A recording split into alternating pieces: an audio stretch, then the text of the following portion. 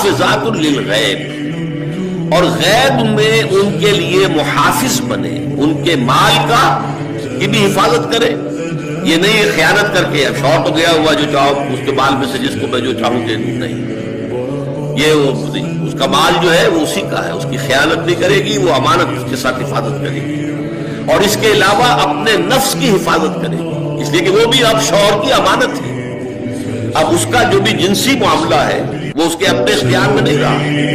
اس کو مل کے بزا کہتے ہیں ہماری فقہ کے اندر. در حقیقت اس کا اختیار کامل اب شوہر کے ہاتھ میں آ چکا ہے. اس کے جنسی اعضاء جو ہے وہ شوہر کے کنٹرول میں، مل کے بزا ملکیت ہو جاتی ہے. لہٰذا اس میں کوئی خیانت اگر وہ کر رہی ہے تو وہ بھی اس کے خلاف ہوتا ہے.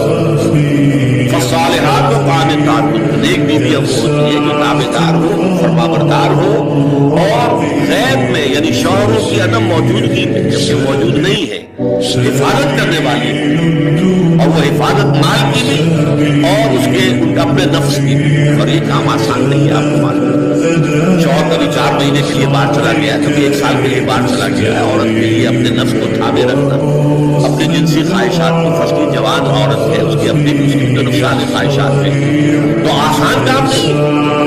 یہی وجہ ہے آپ کے علم میں ہوگا کہ واقعہ بڑا عجیب پیش آیا تھا، اس کو بیان کرتے ہوئے شرم بھی آتی ہے. حضرت عمر رضی اللہ تعالیٰ عنہ اپنی رات کے گشت میں ایک مکان کے پاس سے گزر رہے تھے تو انہوں نے سنا کہ ایک عورت جو ہے وہ بڑے درد بھرے الفاظ میں گا رہی تھی.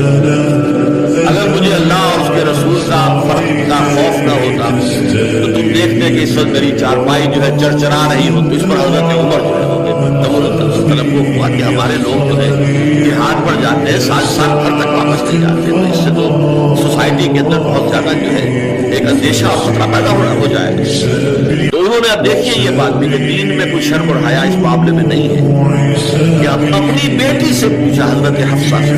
اب وہ بیٹی بھی ہے اور ام المومنین بھی ہے، حضور کی اہلیہ ہے تو ام المومنین ہے، لہٰذا حضرت عمر کے لیے بھی ماں کے درجے میں ہے اگر چاہے حضرت عمر کی صاحبزادی. کہ تم مجھے بتاؤ حفصہ ایک عورت زیادہ سے زیادہ کتنے عرصے تک صبر اور کوئی قباحت محسوس نہیں کی حضرت حفصہ رضی اللہ تعالیٰ عنہا نے اچھا.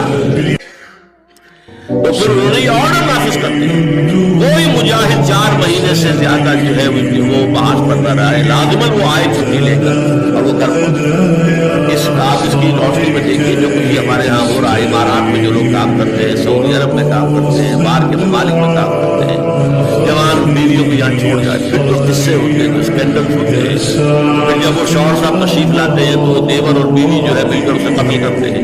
اس لیے کہ یہاں تو دنیا بدل چکی ہے، دیور کی اور بھابھی کے رشتہ فوری بن چکا ہے، لہٰذا وہ قتل بھی کرتے ہیں، مال بھی سارا لے لیتے ہیں. یہ ساری خبریں آپ اخبارات میں پڑھتے ہیں. یہ کیوں ہے؟ فطرت کے خلاف ایک طرز عمل آپ اختیار کرتے ہیں. تو اپنی فیملیز کو ساتھ لے کر گئے. کیا یہ ہے کہ پھر یہ مصطفیٰ کا جو ہے معاملہ زیادہ میں سمجھتا ہوں اس حدیث کے بعد جو حضرت عمر کا فیصلہ تھا 4 مہینے کا، اس سے زائد جو ہے باہر سٹے کرنا، اپنے کرنا آنا ایک اعتبار سے گناہ کے درجے کی بات ہو جائے گی. علیکم بسنتی و سنت الخلفاء الراشدین المہدیین، تمہارے ذمہ ہے میری سنت بھی اور خلفاء راشدین جو ہے میری. اے مسلمان عورت بدول بن جا، زہرا بن جا، اور اس عصر سے پنہا ہو جا، چھپ جا، علیحدہ ہو جا، تاکہ تیرے آغوش میں حسین جیسا بچہ. یہ پہلا ہے حجاب سیگریگیشن.